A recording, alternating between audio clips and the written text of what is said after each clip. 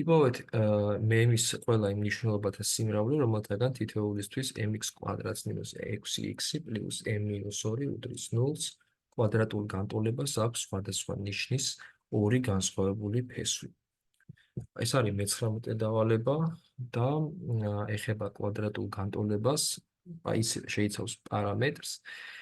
რა უნდა ვიცოდეთ პირველ რიგში, რომ ესე ვთქვათ, უცნობია პარაბოლას ზემოთ აქვს თუ ქვემოთ შტოები, ცნობილია ის ფაქტი, თუ როგორ პარამეტრით გამოისახება c კოეფიციენტი და არსებობს ძალიან ესეთი კარგი მიგნება კვადრატულ განტოლებასთან მიმართებით, რომ ორი ფესვის ნამრავლი, თუ კი ასეთი არსებობს და ეს დაცულია მაშინ, როცა დისკრიმინანტი მეტია ნულზე, ორივე ფესვის ნამრავლი უდრის c კოეფიციენტის შეფარდებული a კოეფიციენტთან.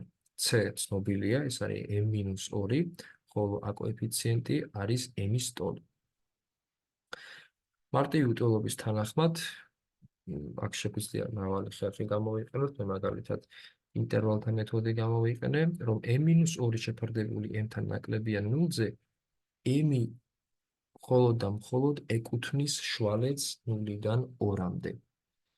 პასუხი იქნება პირველი a და მართლაც, როდესაც m იღებს აი ამ შვალეთში 0-დან 2-მდე შვალეთში გარკვეულ მნიშვნელობას, კვადრატულ განტოლებას აქვს ამ შემთხვევაში სხვადასხვა ნიშნის ორი განსხვავებული ფესვი. პასუხი არის a.